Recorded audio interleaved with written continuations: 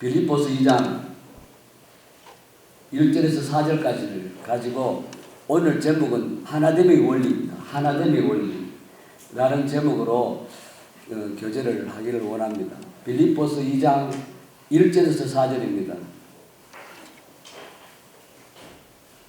찾으셨으면 짧기 때문에 다 같이 한번 읽어보도록 하겠습니다. 빌립보서 2장 1절에서 4절입니다.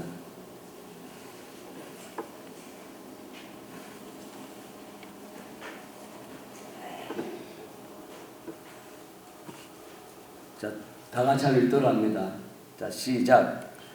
그러므로 그리스도 안에 무슨 권면이나 사랑의 무슨 위로나 성령의 무슨 교제나 긍휼이나 자비가 있거든 마음을 같이하여 같은 사랑을 가지고 힘을 합하여 한 마음을 품어 아무 일에든지 다툼이나 허용으로 하지 말고 오직 겸손한 마음으로 각각 자기보다 남을 낮게 여기고 각각 자기 일을 돌보뿐더러 또한 각각 다른 사람의 일을 돌보아 나의 기쁨을 충만케 하라. 원래는 2장 1절에서부터 11절까지를 교제해야 되는데 5절 이하는 그냥 제가 간단하게 몇 절 읽어드리겠습니다. 5절을 읽으면 너희 안에 이 마음을 품어라. 곧 그리스도 예수의 마음이, 그 이유는 예수님의 마음에 대해서 나옵니다. 오늘은 예수님 마음보다 1절에서 4절을 통해서 하나됨의 원리라는 이 주제로 교제하기를 원합니다. 우리가 세상을 살면서 이 하나되기가 굉장히 힘이 듭니다. 똑같은 걸 보더라도 모든 사람의 생각이나 보는 관점이 다르기 때문에 그렇습니다. 자, 예를 든다면 여기 어떤 무리가 있습니다. 기독교가 아닌 예수 믿는 사람이 아니라 여기 많은 사람들이 있다면 만약에 제가 십자가를 딱 앞에 십자가를 딱 제가 들고 이것이 무엇이냐고 물으면 모든 사람이 똑같이 십자가를 보지 않는다는 사실입니다. 예를 든다면 학생들이라든가 이런 학생들이 보면 그것을 플러스로 본다, 더하기로 본다는 것이죠. 사칙 연산에 더하기로 보는 것입니다. 만약에 성도님들이 본다면 그걸 십자가로 볼 수 있겠죠.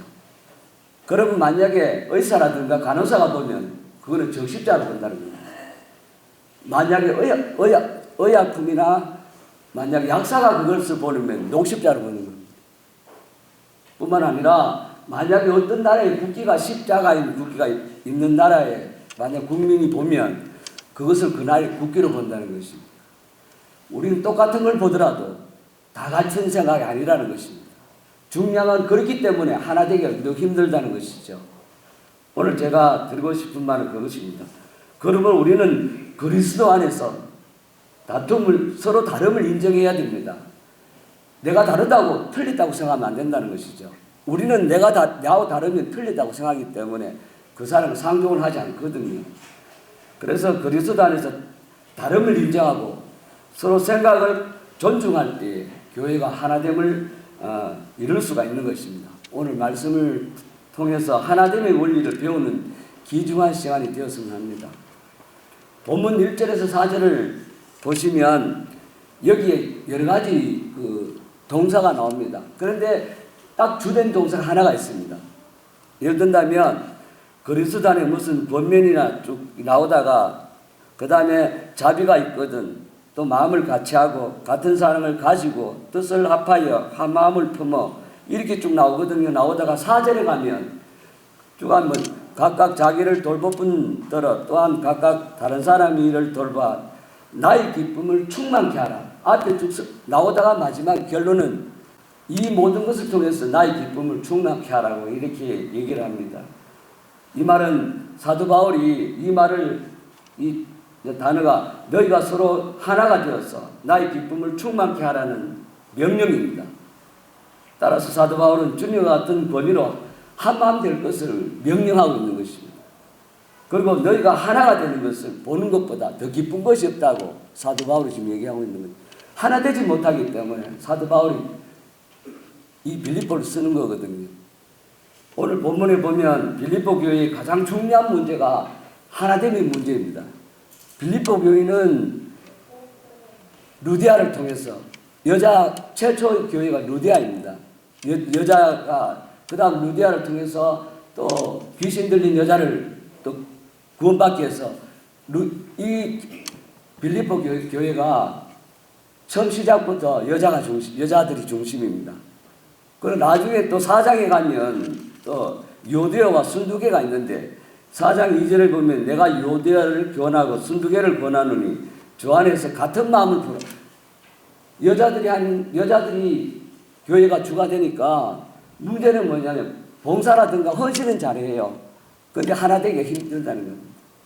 그래서 이 빌립보 교회의 가장 중요한 문제는 하나됨의 문제다 그 말입니다. 그래서 이 하나됨의 문제 때문에 1장에 들어가면 자 빌립보서 1장 27절을 보시겠습니다. 빌립보서 1장 27절 거기 어떤 말씀이 나오냐면 오직 너희는 그리스도의 복음에 합당하게 생활하라. 이는 내가 너희에게 가보나 떠나 있으나 너희가 한 마음으로 서서 한 뜻으로 복음의 신앙을 위하여 협력한 것과 여기도 보니까 사도 바울은 빌립보 교회 1장부터 강구하는 겁니다. 너희가 한 마음과 한 뜻으로 복음의 신앙을 위하여 협력하라고 얘기하는 겁니다. 한 마음과 한 뜻입니다. 중요한 건 한 마음과 한 뜻이 그냥 되는 것이 아닙니다. 우리는 한 마음과 한 뜻이 이루어져야 됩니다. 교회로서는. 2절 말씀에도 보니까 2장 2절의 말씀을 보니까 마음을 같이하여 같은 사랑을 가지고 뜻을 합하여 한 마음을 품어 여기도 보니까 계속 한 마음을 품으라고 얘기합니다. 여러 말로 권면하고 있는 것 같지만 궁극적으로 의미는 딱 같은 말입니다. 너희는 첫째도 한 마음이고 둘째도 한 마음이고 셋째도 한 마음이고 넷째도 한 마음이라는 뜻, 한 마음이 되라는 것입니다. 그럼 5절에서 11절은 아까 제가 5절만 읽었는데 이 5절에서 11절을 보면 바울은 빌립보 교회를 향해서 그리스도 예수의 마음을 품으라고 얘기하는 겁니다. 그리스도 예수의 마음이 우리가 어떻게 하면 한 마음을 품을 수 있는지 보여주는 대표적인 예수님의 모범입니다. 예수님을 통해서 너희들 한 마음이 되라고 얘기하는 것입니다. 겉으로 하나 되는 척 하는 것이 아닙니다. 마음으로 하나 되기를 권면하고 있는 것입니다. 그러므로 우리는 가정과 교회 공동체의 하나됨을 힘써 지켜야 됩니다. 특히 교회는 유기체적 공동체입니다. 그렇기 때문에 교회 공동체에서 가장 중요한 것은 분열과 갈등이 일어나면 안 된다는 것입니다. 서로 한 마음이 되라고 얘기하는 겁니다. 기독교 신앙은요, 개인적인 신앙이 아닙니다. 우리는 공동체적 신앙입니다. 또한 하나님의 나라는 홀로 가는 것이 아니라 더불어 가는 나라입니다. 우리는 하나가 되어야 된다는 것이죠. 우리는 공동공생하는 법을 배워야 됩니다. 우리는 교회 공동체 안에서 하나됨의 원리를 깨달아서 우리는 한 마음으로 이루어져야 된다는 것입니다. 오늘 본문 말씀을 통해서 제가 세 가지 관점에서 보겠는데 하나는 하나 될 수 있는 근거입니다. 무엇을 근거로 하나 되라는 것이냐 그 말입니다. 자, 두 번째는 하나님의 본질이 뭐냐, 본질이 무엇이냐. 세 번째는 하나됨을 이루기 위한 방법이 무엇인지 이 세 가지를 가지고 살펴보고 교훈을 받도록 하겠습니다. 제가 감기가 드니까 굉장히 목도 마르고 제가 무슨 말 하는지 제 스스로 좀 얘기해놓고도 옳게 하는지 잘 모르겠습니다.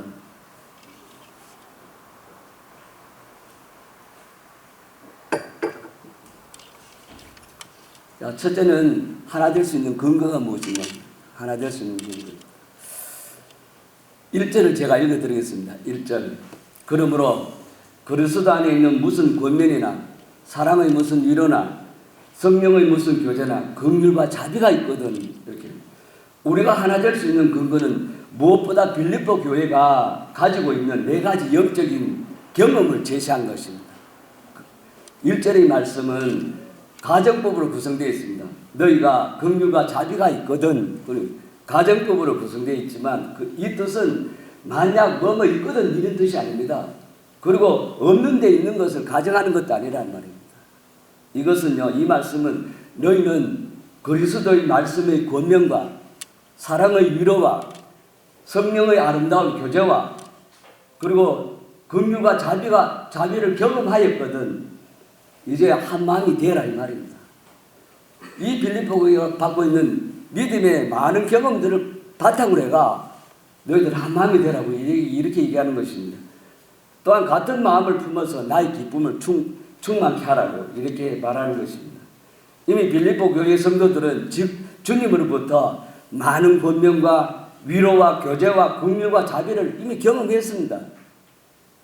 그것을 이미 가진 자들이죠. 빌립보 교회 성도들은. 빌립보 교회 성도들이 가지고 있는 영적 경험을 근거로 하나됨을 이루라고 말씀하는 것입니다. 첫 번째 근거는 그리스도 안에서의 권면입니다. 권면이란 말을 사전적으로 제가 찾아보니까 이렇게 나오더라고요. 남을 알아듣도록 타일러서 어떤 일에 힘쓰게 합니다. 이렇게 뜻입니다. 헬라어로는 팔라크레시스입니다. 팔라크레시스. 요 말인데 요거는 곁에서 부른다는 뜻입니다. 곁에서 부른다는 거예요. 그래서 쉽게 말하면 위로와 격려가 담긴 권면을 하는데 위로와 격려가 담긴 권면입니다. 우리가 성령님을 보혜사 성령으로 부른다 말이죠. 이때 보혜사라는 것도 헬라어로 보면 팔라크레토스입니다. 같은 어근에서 나온 것이죠. 그렇기 때문에 우리는 보혜사가 성령님을 보혜사 성령이라는데 이것은 곁에서 도우시는 분입니다. 곁에서 도우신다. 그래서 중보자라고 얘기합니다. 중보자. 혹은 위로자, 변호자, 중재자, 조력자, 지지자, 조언자, 우리를 뒤에서 도와주시는 분입니다. 성령님은 우리를 도와주시기 때문에 우리는 날마다 성령님과 함께 삶을 살아야 됩니다. 하나님과 성령과 함께 하지 않으면 우리는 어떠한 삶도 온전치 못합니다. 우리는 온전한 사람이 못 되기 때문에 그런 것입니다. 그리스도 예수 안에 있는 권면이라는 것을 조감해서 말씀드리면 모든 상황에서 어떠한 상황이나 처지에 있든지 하나님의 말씀을 근거로 해서 성령의 능력으로 권면하는 것입니다. 권면도 성령님이 권면하지 않으면 권면하면 위험합니다. 도리어 권면하는 것이 상대방 상처를 줄 수 있다는 것입니다. 성령님이 임하시, 성령님 함께 하셔야 된다는 것이죠. 그래서 이것은 그냥 격려가 아니고 성령님께서 용기와 의욕을 북돋아주는 격려를 말하는 것입니다. 그리스도 안에서 권면할 때 이런 격려가 가능한 것입니다. 세상 사람들은 격려를 하지만 결국 그 격려가 상대방에 큰 힘을 주지 못합니다. 그러나 그리스도 안에서는 가능하다는 성령님이 함께 하시기 때문에 가능하다는 것입니다. 우리는 이런 권면을 통해서 힘을 얻어서 하나 될 수도 있고 하나됨을 이룰 수도 있고 그것도 그리스도의 권한의 삶을 기꺼이 살아갈 수가 있다는 것입니다. 자, 두 번째 근거는 사랑의 위로입니다. 사랑의 위로. 위로는 위로인데 사랑에서 나오는 위로입니다. 권면은 그리스도 안에서 이루어야 하면 위로는 사랑 안에서 이루어지는 것입니다. 권면은 그리스도 안에서 말씀으로 권고하고 격려하고 위로는 진정으로 진정으로 사람을 아끼는 사랑 안에서 이루어져야 되는 것입니다. 사랑도 위로도 그냥 하면 안 됩니다. 사랑이 없이는 위로가 안 된다는 것이죠. 우리는 이미 사랑의 위로를 받았습니다. 그리스도의 십자가의 사랑으로 말미암아 하나님의 자녀가 되고 지금도 성령님을 통해서 하나님이 측량할 수 없는 큰 사랑을 지금도 받고 있다는 것입니다. 이제 우리는 도울 수 있는 사람의 공동체가 된 것입니다. 사람은 사랑을 받을 때 위로가 되는 것입니다. 그래서 위로도 사랑 안에서 해야 된다는 것입니다. 세 번째는 성령 안에서의 교제입니다. 이것은 일반적인 교제가 아니라 성령 안에서의 교제를 말하는 것입니다. 성령 안에서.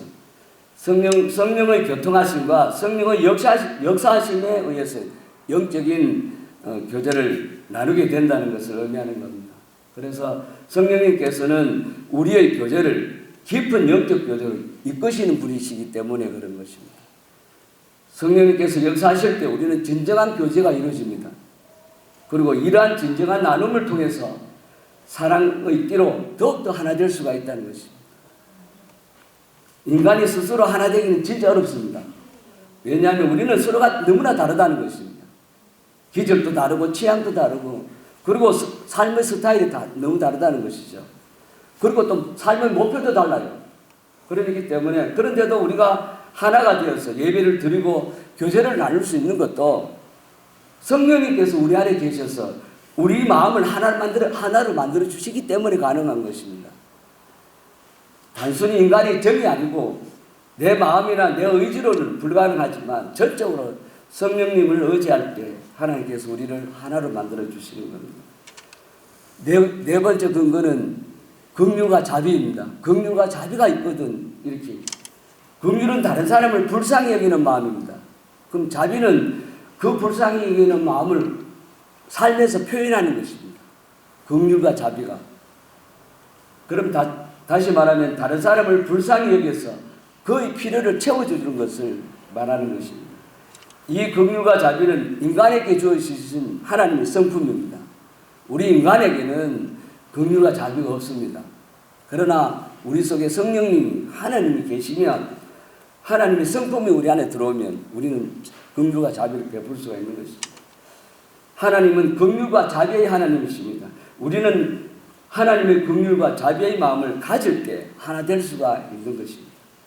자, 질문 하나를 드리겠습니다. 하나님의 성품인 긍휼과 자비를 소유한 사람은 삶이 풍부할까요? 궁핍할까요? 어떨 것 같아요? 그럼 뭐 더 말할 나위 없겠죠. 삶이 풍부합니다. 그러니까 그래서 우리는 숨길 수 없는 영적인 날부자입니다. 성도님들은 영적인 날부자란 말입니다. 왜냐하면 주님의 은혜와 사랑과 긍휼과 자비와 신령한 복을 누리고 있잖아요, 지금. 그런데 문제는 우리의 말씀을 성도님들은요, 하나님의 말씀에 권면을 감당할 수 없을 만큼 우리는 많이 받고 있습니다.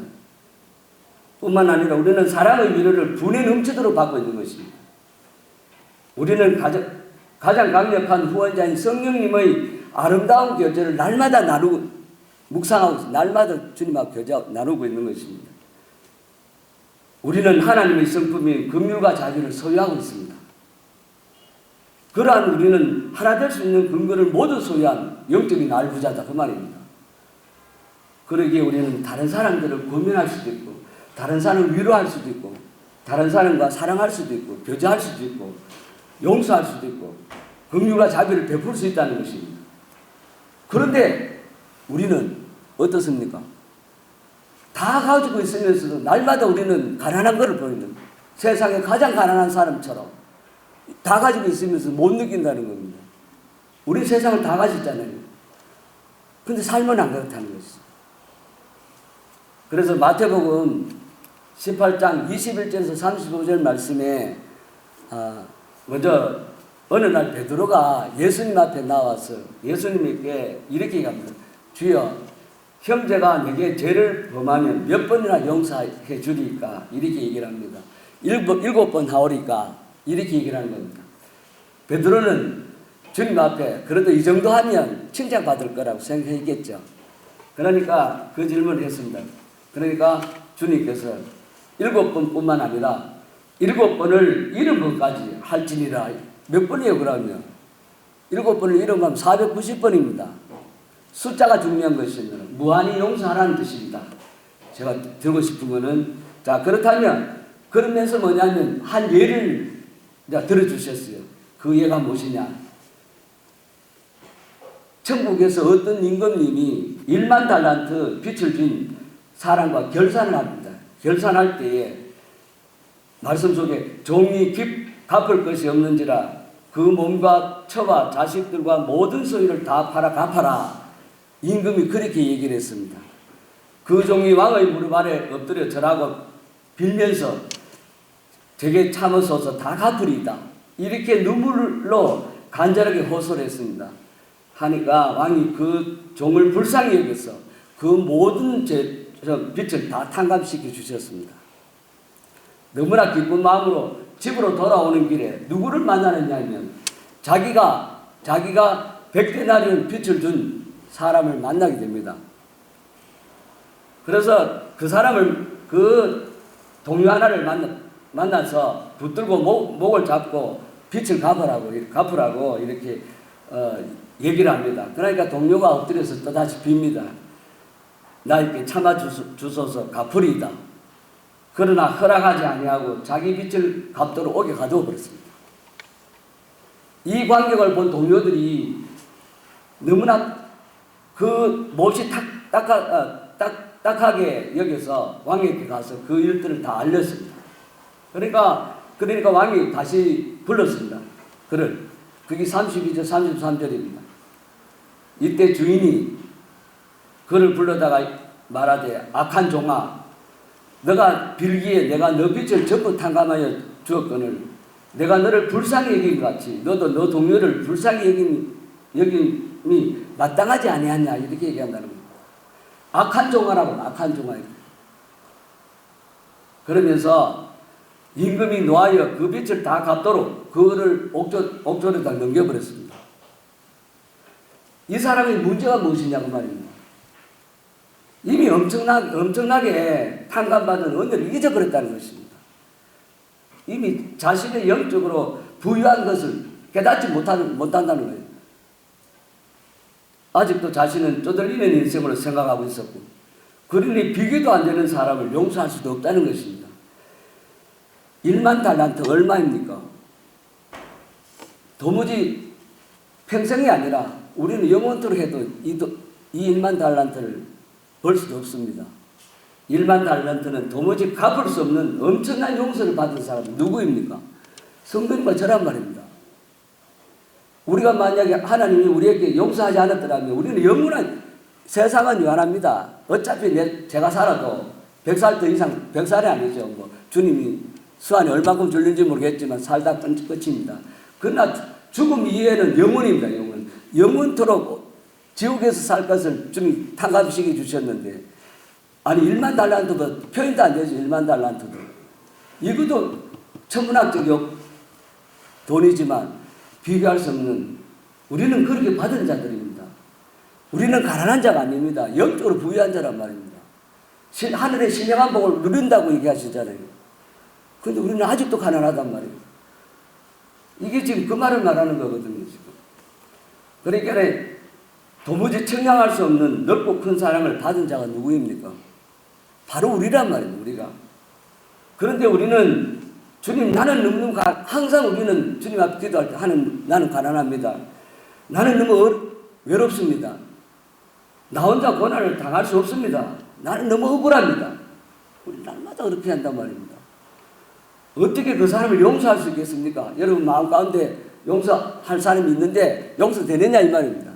하나님 내가 어떻게 그 사람 용서할 수 있느냐고. 나를 얼마나 짓밟고 괴롭히는데 이렇게 한다는 것이죠. 그러니까 나는 너무 항상 억울해요. 살아가면서도. 감사가 없어요. 항상 원망과 시비가 있단 말입니다. 이럴 때 어떻게 하나 될 수 있느냐 그 말입니다. 그러나 모든 것을 감당할 영적 자원이 우리 속에 있습니다. 이미.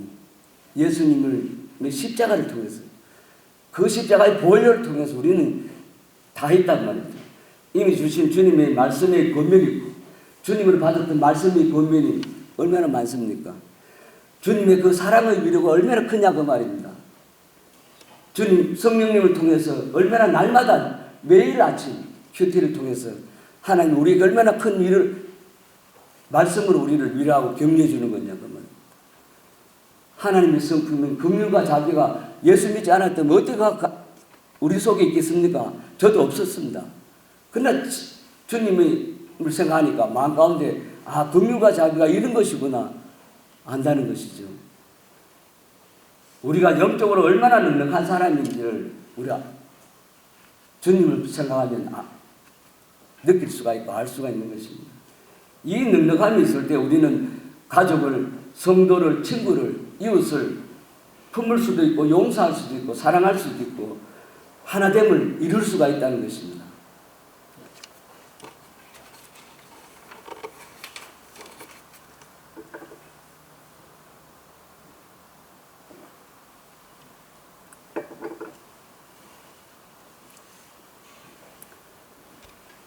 주님은 말씀을 통해서 이미 우리에게 하나 된 것을 말씀으로 이미 권면해 주셨습니다. 우리가 익히 잘 아는 주님께서 우리에게 주신 그 유일한 계명은 서로 사랑하는 것입니다. 사랑하라 이 말이에요. 사랑해야 하나 될 수 있다는 것입니다. 그래서 요한복음 13장 34절 35절 말씀인데 제가 읽어드리겠습니다. 이게 시간이 딱 한 절이기 때문에 제가 그냥 읽어드려요. 요한복음 13장 34절 35절에 있습니다. 새 계명을 너희에게 주노니 서로 사랑하라. 내가 너희를 사랑한 것 같이 너희도 서로 사랑하라. 너희가 서로 사랑하면 이로써 이 모든 사람이 너희가 내 제자인 줄 알리라. 요한복음 15장입니다. 또 13장 15장 12절에서 13절 12절에서 13절입니다. 내 계명은 곧 내가 너희를 사랑한 것 같이 너희도 서로 사랑하라 하는 이것이라. 사람이 친구를 위하여 자기 목숨을 버리면 이보다 더 큰 사랑이 없나니 사랑은 그리스도께서 우리에게 주신 최고의 권면입니다. 사랑하라고. 그래서 우리는 어디를 가든지 사랑하기 위해서 노력해야 합니다. 우리는 만약에 지금 여기 계시면 여기서 사랑을 권면해야 되고 집에 있으면 집에 직장에 가면 직장하는데 사랑을 해야 되는 겁니다. 사랑하도록 노력해야 되고 우리가 서로 사랑하면 하나 될 수 있는 것입니다. 자, 둘째입니다. 그러면 이루어야 할 하나됨의 본질이 뭐냐 그 말입니다. 본질. 자, 하나됨의 본질은 2절에 있습니다. 제가 읽어드리겠습니다. 마음을 같이하여 같은 사랑을 가지고 뜻을 합하여 한 마음을 품어. 교회 공동체가 힘써야 할 것은 하나됨을 이루는 것입니다. 2절 말씀에 보니까 하나님의 본질을 4번이나 반복하고 있습니다. 뭐라고 하냐면 같은 마음을 2절 방금 전에 마음을 같이 하고 같은 사랑을 가지고 뜻을 합하여 한 마음을 품어. 그것은 같은 마음, 같은 사랑, 같은 뜻, 한 마음을 품는 것입니다. 그러면 하나님의 본질을 이렇게 또 세밀하게 한번 살펴보겠습니다. 먼저 마음을 같이 하라는 거예요. 마음을 같이 하라. 마음을 같이 한다는 것은 같은 생각을 하는 마음이 같은 건 생각을 같이 하라는 뜻입니다. 같은 생각을 하는 것입니다. 같은 동기를 가지고 같은 소망을 가지고 같은 목적을 향해서 달려가라는 것입니다. 쉽게 말하면 가치관이 같아야 됩니다. 그리고 같은 우선순위가 하나님 우선순위가 같아야 되는 것입니다. 같은 목적의식을 가지고 살아가는 공동체가 되어야 되는 것입니다. 다음은 같은 사랑을 가진 사랑도 그냥 넓게 포함되면 다 사랑이지만 그러나 같은 사랑을 하면 동기도 같아야 되고 그리고 같은 종류의 사랑이 되어야 된다는 겁니다. 그리고 같은 원천에서 나오는 사랑일 수도 있고 그렇지 않으면 모든 걸 포함해서 어쨌든 사랑입니다. 같은 사랑을 가지라는 거예요. 같은 사랑. 그리고 그래서 같은 사랑을 가지라는 것을 일방적으로 우리가 보통 사랑을 하면 일방적인 사랑이 많습니다. 한쪽만 한편에서만 사랑하는 것인데 지금 얘기하는 것은 한편에서만 사랑하는 것이 아니라 모든 사람들이 서로 사랑하는 그런 사랑을 말하는 것입니다.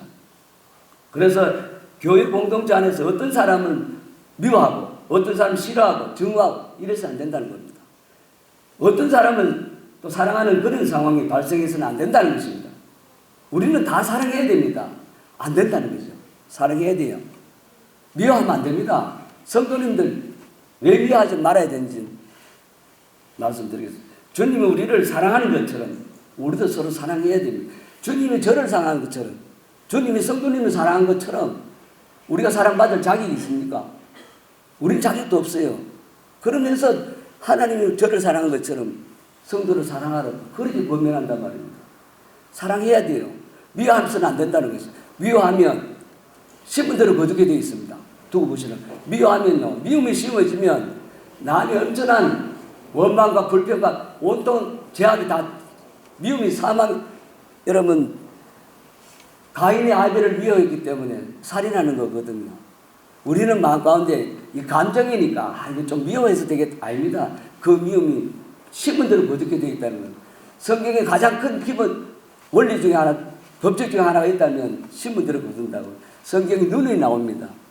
그러니까 우리는 그런 마음이 있을 때 그것을 주님 앞에 내놓고, 주님 미워하는 사람이 있는데 그때 주님 앞에, 그럼 성령님이 미워하는 마음을, 사랑하는 마음을 바꿔준다는 건, 주님이 아니고는 우리는 결코 사랑할 수 없어요. 그래서 제가 드리고 싶은 것입니다. 주님이 우리를 사랑한 것처럼 우리도 서로 사는 것이 마땅하다는 겁니다. 마땅하다라고 얘기해요. 마땅하다. 우리는 서로가 같은 사랑을 할 때 교회 공동체는 하나가 되는 것입니다. 다음은 뜻을 합하라는, 뜻을 합하라는. 이 말은 문자적으로 호흡을 같이 하라는, 이 문자적으로 호흡을 같이 하라는. 서로 다른 계리가 발생할 때에 한 걸음씩 물러서라는 겁니다. 의견 일치를 보고 뜻을 합치라는 것입니다. 그리스도인들이 뜻을 합하여 협력하여 잘 지내는 것이 결코 쉬운 일이 아니거든요. 회의를 해보면 알아요. 회의를 해보면 공동체 안에서 토론이나 회의를 하면 겉으로는 토론을 하는 것처럼 보이는데 한편을 보면 우격다짐하고 내 생각이 옳다고. 이러니까 이것이 토론하면서 분쟁이 일어나고, 그러다 보면 교회가 어려움이 된다는 겁니다. 성경은 그렇지 얘기하는 게 아니거든요. 남이야 어떻게 생각하든 간에 나는 똑같은 말만 계속 고집하는 거예요. 교회 공동체는 이런 우격다짐으로 하는 것이 아니고 서로 한 발씩 물러설 줄 아는, 양보할 줄 알고, 그래서 의견 일치를 봐야 된다는 것입니다. 다음은 한 마음을 품으라는 것입니다. 한 마음을 품으라고요. 한 마음을 품는다는 것은 마음을 같이 하라는 것입니다. 마음을 같이 한다는 것은 생각을 같이 하는 것입니다. 생각을 같이 하라. 그래서 한 마음을 품는다는 것은 한 가지만, 오직 우리는 하나님의 영광입니다. 목적도 같고 모든 목표를 하나님의 영광을 위해서 하는 것입니다. 사도 바울이 같은 의미의 말을 4번이나 반복했어요. 한 것은 공동체의 하나됨이 너무나 중요하기 때문에 같은 마음을 품고 같은 사람, 계속 그렇게 얘기하는 것입니다. 함께 일하기 위해서는 무엇보다 뜻이 같아야 되고, 그리고 방향이 같아야 되고, 그리고 목적이 같아야 됩니다. 셋째, 하나됨을 이루기 위한 방법이 무엇이냐. 세 번째입니다. 3절 4절 제가 읽어드리겠습니다. 아무 일에든지 다툼이나 허영으로 하지 말고 오직 겸손한 마음으로 각각 자기보다 남을 낮게 여기고 각각 자기 일을 돌아본더러 또한 각각 다른 사람의 일을 돌보아 나의 기쁨을 충만케 하라. 이렇게.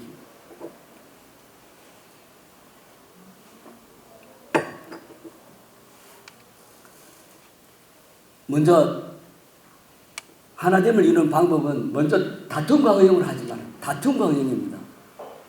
여기서 다툼이라는 것은 자기의 이기적인 야망입니다. 경쟁의식. 하나님 일을 하는데 서로 경쟁의식 하는 거예요. 허영은요, 요거는 헛된 영광입니다. 헛된 영광.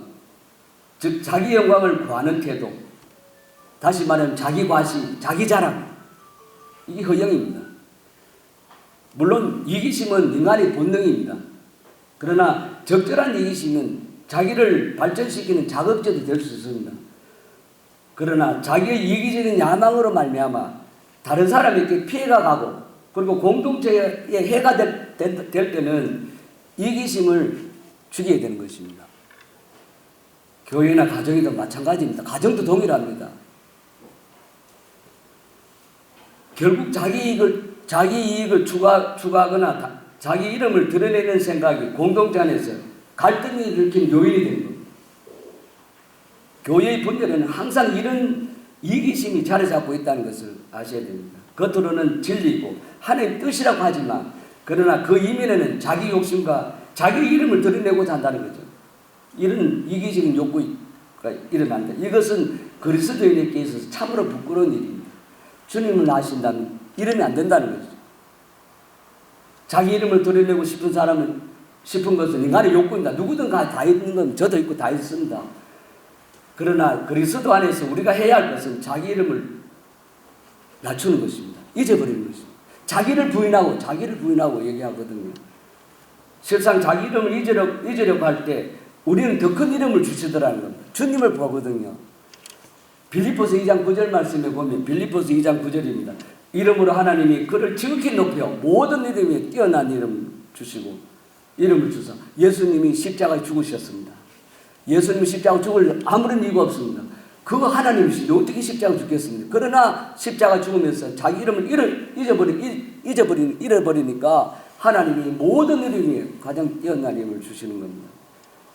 주님은 하나님이심에도 불구하고 자기를 낮추고 자기 목숨을 십자가에 버리시기까지 하셨을 때 그 모든 이름에 가장 뛰어난 이름을 주셨습니다.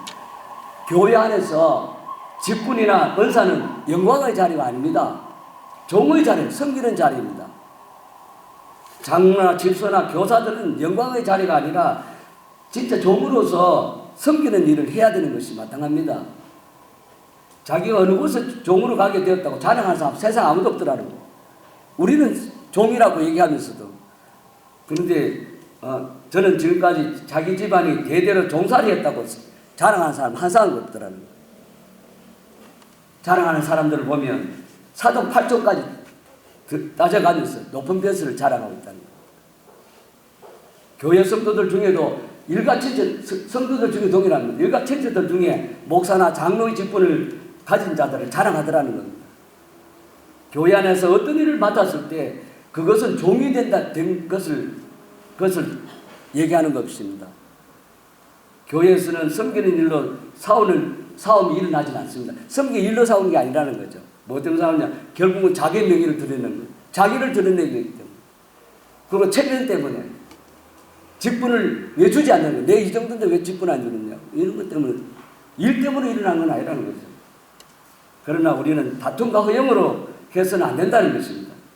주님께서는 내가 너희 중에 섬기는 자로 왔다고, 섬기를 받으러 온 것이 아니라 섬기는 자로 왔다고 주님께서 말씀하십니다.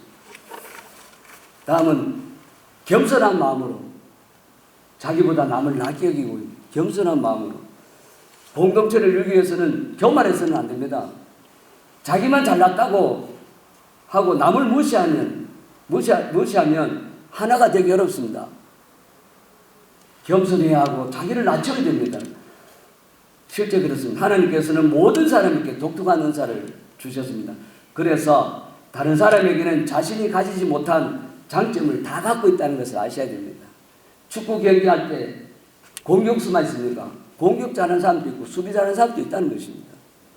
교회에도 리더십이 있는 일꾼도 있고 리더십은 약할지 모르겠지만 성도를 돌아보는 긍휼의 마음을 가진 사람도 있다는 것입니다. 또 어떤 사람은 말 잘하는 사람이 있습니다. 어떤 사람은 말 잘하는 사람이 있고 어떤 사람은 행동을 잘하는 사람이 있다는 것이죠. 그렇게 그뿐만 아니라 어떤 사람은 지식적으로 뛰어나면 어떤 사람은 덕으로 뛰어난 사람이 있다는 겁니다. 지장이냐 덕장이냐 다르다는 겁니다. 어떤 사람은 그렇기 때문에 모든 사람은 충분히 존경할 가치가 있다고. 그런데 사람들은 자신이 가진 것이 최고라고 생각하기 때문에 문제가 생깁니다. 내가 가진 게 최고라고 생각합니다. 자신이 가지거나 자신이 중요하다고 생각하는 것으로 다른 사람을 많이 판단한다는 것입니다. 이게 문제라는 거예요. 판단하는데 이것이 교만이거든요. 그래서 각자 종류대로 만들고 각자 가장 보배롭고 존귀하게 만드신 하나님의 계획을 무시한 거나 마찬가지라는 거예요. 자기 생각과 판단을 버리는 것에서부터 하나됨이 시작합니다. 인간은 서로 다르다는 점을 인정해야 되고 그 다름을 존중할 때 우리는 하나 될 수 있습니다. 자기를 낮추는 사람이 진정으로 큰 사람입니다. 물론 자기를 낮추어 아래로 흘러가지만 결국 큰 바다를 이루는 것이 물이거든요. 물이나 흙이 그렇습니다. 모든 걸 다 품을 수 있는 물도 그렇습니다. 물은 계속 위에서 흘러서 강으로 간다. 그리고 겸손한 것이 실상 자기를 높이는 최상의 수단인 것을 아시면 됩니다. 상대를 인정하는 것이 결국 자기를 인정하는 것입니다. 마지막으로 다음은 자기 일뿐 아니라 다른 사람의 일도 돌아본다는 거예요. 자, 먼저 우리는 자기 일을 돌아봐야 됩니다. 가끔 자기 일은 하지 않고 다른 사람의 일에 간섭하거나 혹은 또 다른 사람에게 책임을 다 넘겨버려요. 같은 교회 안에 있으면서. 자기 일은 안 하면서 자꾸 남의 일을 방해하는 거예요. 간섭하고. 오늘 말씀은 우리에게 각자 자기 일을 하라는 거예요. 자기 일을 각자. 내 짐을 다른 사람에게, 다른 성도에게 지우는 것은 옳지 않다는 것입니다. 우리는 각자 주어진 일을 해야 하고 짐을 져야 됩니다. 또한 우리가 자기 일을 할 뿐 아니라 다른 사람 일을 돌봐야 합니다. 우리는 자기 일만 돌아보는 것은 옳지 않습니다. 다른 사람의 일을 돌아봐 어려운 짐을 져주는 것이 옳은 것이다 그 말입니다. 그것이 우리가 하나됨을 이룰 수 있는 방법입니다. 그러나 우리는 왜 어려우냐? 우리는 자기 일에 너무 바빠서 그래요. 일이 너무 바빠. 그런데 다른 사람을 돌아볼 여유가 없어요. 그래서 성도는요, 제가 돌아보는 거는 성도는 먼저 다른 사람의 말을 잘 들을 수 있어야 됩니다. 왜냐하면 들어야 이해가 되거든요. 이해가 돼야 사랑이 나오는 겁니다. 그런데 듣지도 않으니까 판단부터 한다는 것이죠. 그러니까 시간 남은 성도를 돌아보면 계속 그 성도들과 교제하는, 소통하면서 그 사람을 말을 듣고, 그래서 우리는 우리의 눈은 다른 사람이 지금 무엇을 필요로 하고 있는지, 내가 어떤 도움을 줄 수 있는지 이렇게 살피는 눈이 있어야 됩니다. 무엇을 도와드릴까요? 라는 태도가 있어요. 교회는 이처럼 섬기는 자세가 가득해야 교회가 하나 될 수 있는 것입니다. 세상은 자기만 알고 자기 일이나 바빠요. 세상은. 교회와 성도는 그래서는 안 된다는 겁니다. 마치 한 가족처럼 도와주려는 자세가 있어야 됩니다. 상대방의 안색을 딱 살피면서 무슨 어려움이 있는가 살펴보는 그런 마음이 있어야 됩니다. 아픔과 어려움을 나누는 것, 그것은 바로 예수님께서 우리에게 보여주신 마음입니다. 누가복음 10장 25절 37절 말씀, 무엇이 나오냐? 선한 사마리아인이 나옵니다. 선한 사마리아는 아무런 관계도 없고, 그렇다고 자기 민족도 아닌 강도 만난 자를 도와주는 것입니다. 선한 사마리아인은 예수님이고 우리는 강도 만난 자들입니다. 이런 보살핌의 은혜로 살아난 우리는 이제 선한 사마리아인처럼 다른 사람을 보살펴야 된다는 거죠. 상대방을 도우려는 마음만 있으면 공동체는 분열과 갈등이 일어나지 않습니다. 말씀을 드리겠습니다. 오늘 말씀을 통해서 하나됨의 원리, 그리고 아까 1절에 4절을 나중에 다시 집에서 좀 이렇게 외우시면 더 좋고, 그렇게 했으면 좋겠습니다. 하나됨의 원리, 하나 될 수 있는 근거, 그리고 하나됨의 본질, 그리고 하나됨을 이루는 방법, 이것들을 깊이 우리가 생각했습니다. 주님은 우리를 한 공동체로 부르셨습니다. 서로 하나 되어 사랑할 때에 세상은 우리가 예수님 제자인 것으로 알게 됩니다. 다툼과 허영이 일어나지 않을, 허영보다는 상대방을 나보다 낫게 여기는 겸손한 마음으로 서로 돌아봐 우리 강북교회가 더 아름다운 사랑의 공동체가 되었으면 좋겠습니다. 이상입니다.